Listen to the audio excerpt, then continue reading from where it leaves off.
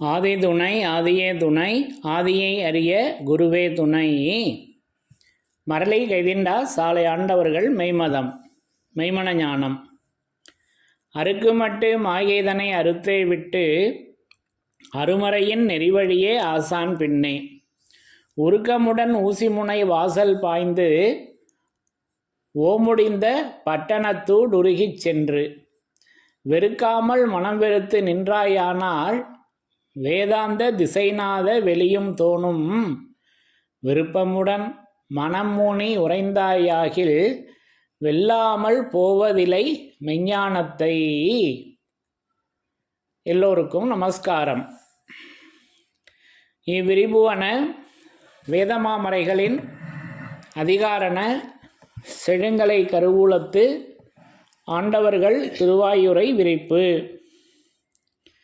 இந்த மெய்ப்பாதை வேறு.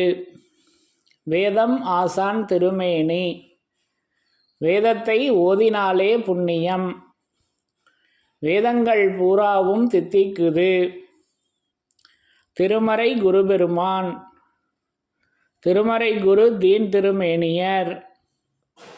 வேத ஏட்டில் எழுதியுள்ளதை படிப்பதன் பயன் இறைவனை காண்பதுதான்.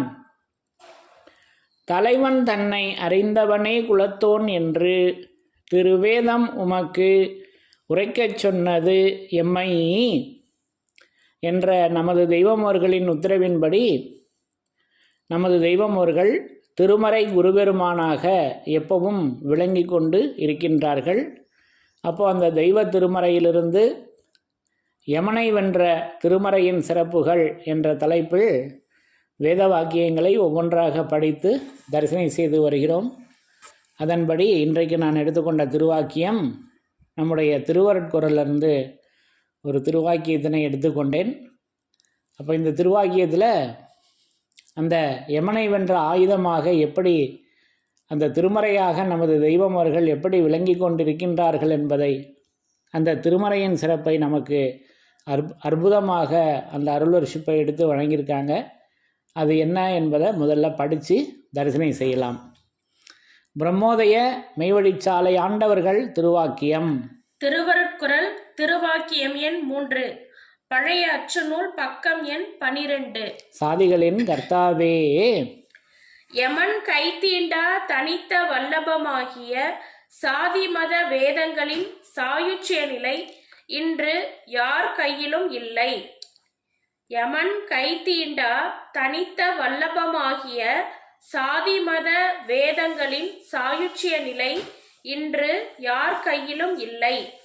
அத்தனி வல்லப பரிசுத்த சத்திய ஓர் நிலை மேம்பாட்டினை கொண்டு நாம் நடத்தி வருகின்ற நமது அகண்ட ஜீவ பண்டித அருங்காரண பெருக்க விரிப்பை பார்த்து பொய் குபாட பொறாமையை இன்னும் விசிறி கொண்டிருப்பவர்கள் அதையே தங்களுக்கு ஜீவனமாக வைத்துக்கொண்டு மாற்ற முடியாத அசட்டு துணிகர பொய்யர்களாய் நின்று மென்மேலும் படர் விரிப்பதை கண்டு இவ்வளவு பெருந்திரளாக உள்ள நமது மக்கள் சகிக்க முடியாத துன்பத்திற்கு ஆளாவதால் இனியும் அவர்களோடு நமக்கு எவ்வித உறவும் ஆகவே ஆகாது என்ற தீர்க்கமான எண்ணத்திற்கு வந்தோம் என்று நமது குலதெய்வம் பிரம்மோதய மெய்வழிச்சாலை ஆண்டவர்கள் திருவாய் மலர்ந்து அருளி உள்ளார்கள். சாதிகளின் கர்த்தாவே. இப்போ இந்த திருவாக்கியம் நமது மெய்மதம் உதயமான திருநாளில் பிறந்த அருள்வர்ஷிப்பு அல்லவா. மரளை கைதிண்டா சாலை ஆண்டவர்கள் மெய்மதம் உதயமான திருநாளில் பிறந்தது. ஒரே வரியில் அற்புதமாக நமக்கு எடுத்து வழங்கிட்டாங்க. யமன் கைதீண்டாமை எப்படி என்பது எதன் மூலமாக நடக்குது என்பதை யமன் கைதீண்டா தனித்த வல்லபம். அப்போ அந்த தனித்த வல்லபத்துக்குத்தான் அந்த யமன் வரமாட்டான் அல்லவா. யமன் கைதீண்டா தனித்த வல்லபம் ஆகிய அது என்ன அந்த தனித்த வல்லபம் என்றால் அது சாதி மத வேதங்களின் சாயுச்சிய நிலைங்க. எவ்வளோ ஒரு ரத்தின சுருக்கமாக ஒரே வரியில் நம்ம கொடுத்துருக்காங்க பார்த்தீங்களா. யமன் கைதீண்டா தனித்த வல்லபமாகிய சாதி மத வேதங்களின் சாயுச்சிய நிலை. அப்போது அந்த சாதி மத வேதங்களின் அந்த சாயுச்சிய நிலை இருந்தால் யமனுக்கு வேலை இல்லைங்க. நம்மக்கிட்ட அந்த சாதி மத வேதங்களின் அந்த சாயுச்சிய நிலை நமது தெய்வமோர்களிடம் இருக்கிறது. அதை எடுத்து நம்ம வச்சுக்கிட்டோம்னா அந்த சாயுச்சிய நிலையை என்ன, அந்த சாயுச்சிய நிலைனா அந்த வேதத்தை எடுத்து வச்சுக்கிட்டோம்னா அந்த வேதம் தான் சாதி மத வேதங்களின் சாயுச்சிய நிலை. அதை எடுத்து நம்ம வச்சுக்கிட்டா யமனுக்கு நம்மக்கிட்ட ஜோலி இருக்கா, வேலை இருக்கா? இல்லை. தெய்வம் அவர்கள் தான் நம்மளை இப்படி வேதமாக நின்று காப்பாற்றுகின்றார்கள். அந்த யமன்பதி எல்லையில் நம்மை காப்பாற்றி சொர்ணபதியில் சொர்க்கபதியில் ஆக்கி வைக்கின்றார்கள் என்பதை, அது யமன் கைதீண்டா தனித்த வல்லபமாகிய சாதி மத வேதங்களின் சாயுச்சிய நிலையாக அந்த அதிமுகோன்னத நிலையை நமக்கு எடுத்து வழங்கியிருக்காங்க. இப்போ இதெல்லாம் நம்ம ஏற்கனவே வேதத்தின் சிறப்புகளில் படித்து தரிசனம் செய்திருக்கிறோம் அல்லவா? அப்போ அந்த சாயுச்சிய நிலை, அப்போ நிலை அதுதான். அந்த நிலை என்ன அப்படின்னாக்கா, அது நிலைமறை புலமை சிந்தும் கலைவல்ல மகத்துக்களாக நமது தெய்வம் அவர்கள் விளங்கி கொண்டு அந்த நிலைமறையாக அவங்க எப்பவும் விளங்கி கொண்டிருக்காங்கல்லவா?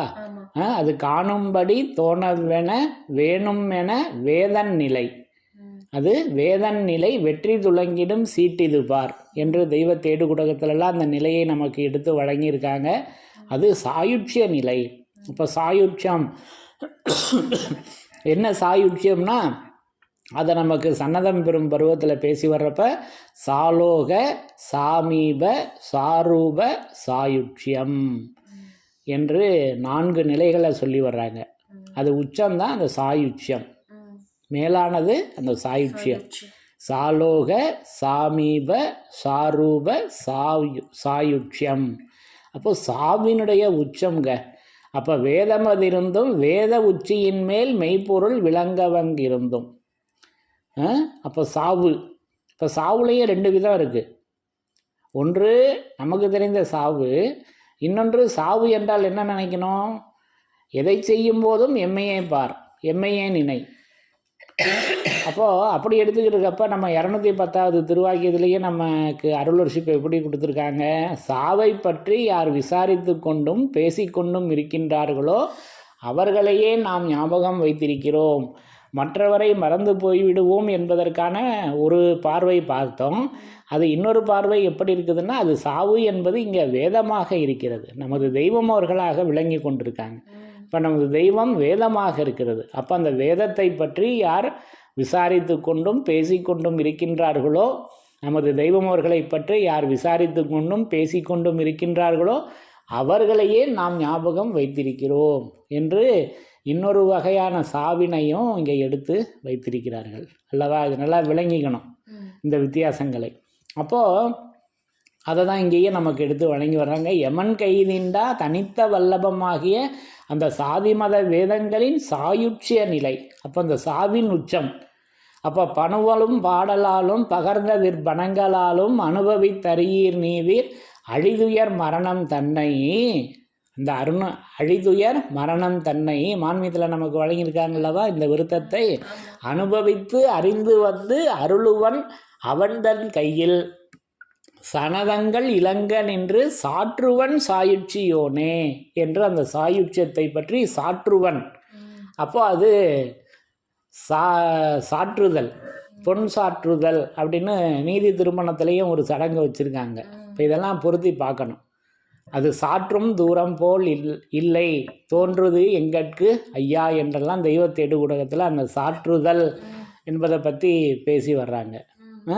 அது சாற்றும் தாம்பாலம் தன்னில் சந்நிதி முன்னால் வைத்து என்றெல்லாம் தெய்வத்தேடு ஊடகத்தில் வாசகங்களை கொடுத்துருக்காங்க. அப்போது அது சாற்றும் தூரமாக இருக்கிறது.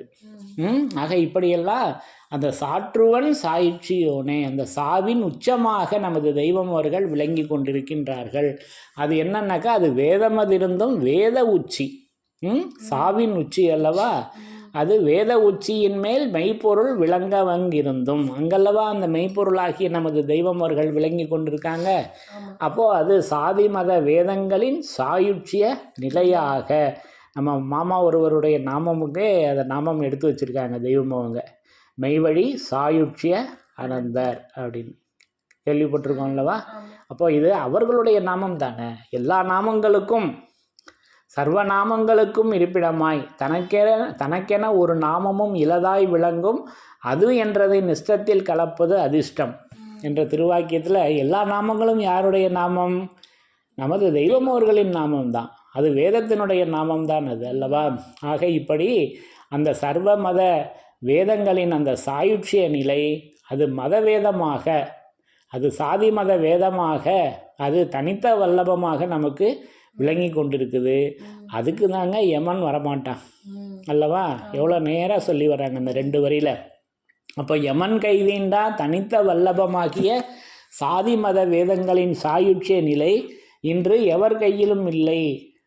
நம்மளுடைய பாட்டால் இது இருக்கா? தெய்வம் அவர்கள்ட்ட மட்டும்தான் இருக்குது. அதை நம்ம எடுத்து வச்சுக்கலாம். அதனால் அதை இங்கே இப்படி நமக்கு எடுத்து வச்சுருக்காங்க. யார் கையிலும் இல்லை, எம்முடைய கையில் தான் இருக்கிறது என்பதை தெய்வம் அவங்க எடுத்து சொல்லி வர்றாங்க. அதை வேதத்தில் இப்போ எடுத்து வச்சுருக்காங்க. அதை வேணுன்றப்ப நம்ம எடுத்து நம்மளுடைய நினைவில் அந்த தொனியை, கை என்றால் துணி அல்லவா, அந்த தொனியை நம்முடைய நினைவில் எடுத்து வச்சுக்கணும். அந்த நினைவு அல்லவா முத்தியடைய போகிறது, வேகம் அல்லவே. ஆக இப்படி அந்த யமன் கைதீண்டா தனித்த வல்லபம் அது சாதிமத வேதங்களின் சாயுட்சிய நிலையாக அந்த கைதீண்டாத யமன் கைதீண்டாத செயலை இப்படி சாயுட்சிய நிலையாக அது திருவேதமாக இருக்கின்றது. அந்த திருவேதத்தின் மூலமாக சாயுட்சிய நிலையாகிய திருமறையின் மூலமாக நமது தெய்வம் அவர்கள் அந்த யமன் கைதீண்டா செயலை இப்படி செய்து வைக்கின்றார்கள் என்பதை நான் இந்த திருவாக்கியத்தின் மூலம் விளங்கி கொண்டேன் என்று கூறி யமனை வென்ற திருமறையின் சிறப்புகள் தொடரும். தலைவன் தன்னை அறிந்தவனை குலத்தோன் என்று திருவேதம் உமக்கு உரைக்கச் சொன்னது எம்மை. யமனை வென்ற திருமறையின் சிறப்புகள் தொடரும். எல்லோருக்கும் நமஸ்காரம்.